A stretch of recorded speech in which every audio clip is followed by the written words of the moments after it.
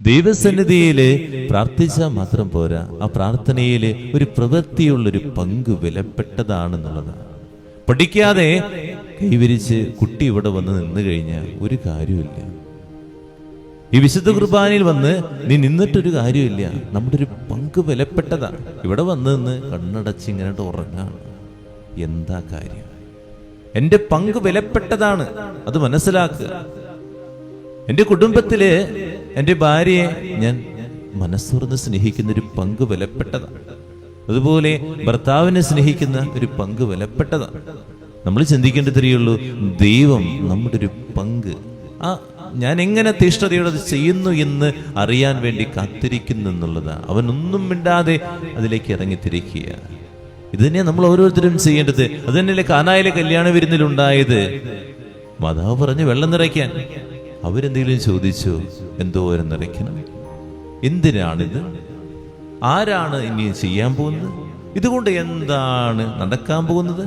നമ്മളാണെങ്കിൽ ഇതുപോലെ നിരവധി ക്വസ്റ്റ്യൻസ് ആയിരിക്കും. എന്തോരമായിരിക്കും അറിയാം നമ്മുടെ നാവിൽ നിന്ന് വരുന്ന ക്വസ്റ്റ്യൻസ്.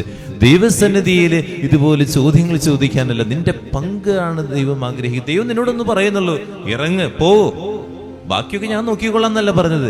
ഇത് തന്നെയാണ് നമ്മൾ ഓരോരുത്തരും കേൾക്കേണ്ടത്.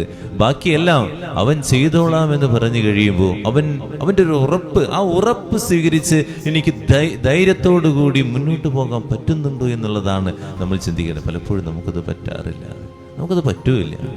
ഈ ഒരു കൃപയാണ് നമുക്ക് കിട്ടേണ്ടത്. ഇതാണ് വിശ്വാസം എന്ന് പറയുന്നത്. ദൈവം പറഞ്ഞ് പോ സീലോഹായിലേക്ക്.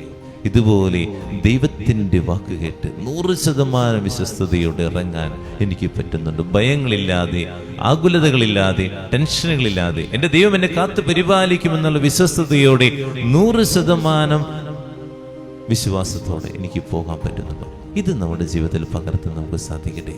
ഈ വിശുദ്ധ കുർബാന നിൽക്കുമ്പോഴാകാം, അല്ലെങ്കിൽ എൻ്റെ പ്രാർത്ഥന ജീവിതത്തിലാകാം. നമ്മൾ മനസ്സിലാക്കേണ്ടത് എൻ്റെ പങ്ക് വിലപ്പെട്ടതാണ് കേട്ടോ, അത് വിലപ്പെട്ടതാണ്. ഞാൻ എന്തോരം പ്രാർത്ഥിക്കുന്നു, അതനുസരിച്ച് എനിക്ക് ഇങ്ങനെ കൃപ കർത്താവ് നൽകിക്കൊണ്ടിരിക്കും. ഞാൻ ഒരു കർത്താവിൻ്റെ അരികിൽ ഒരു കാര്യത്തിനും യോജിക്കുന്നില്ല, അല്ലെങ്കിൽ കർത്താവിനോട് ചേർന്ന് നിൽക്കുന്നില്ല. എപ്പോഴും ഇങ്ങനെ പെറുപെറുത്തുകൊണ്ടിരിക്കുന്നു. നമ്മൾ പ്രാർത്ഥിച്ചു കഴിയുമ്പോൾ പരാതിപ്പെട്ടുകൊണ്ടിരിക്കുന്നു. അതൊന്നും കാര്യമില്ല. പരാതിപ്പെടാതെ ആ സാഹചര്യങ്ങളെ മനസ്സിലാക്കിക്കൊണ്ട് ദിവസം നിൽക്കുമ്പോൾ നമുക്ക് കർത്താവ് ഇങ്ങനെ അനുഗ്രഹിക്കും. പ്രാർത്ഥിക്കാം, ധ്യാനിക്കാം.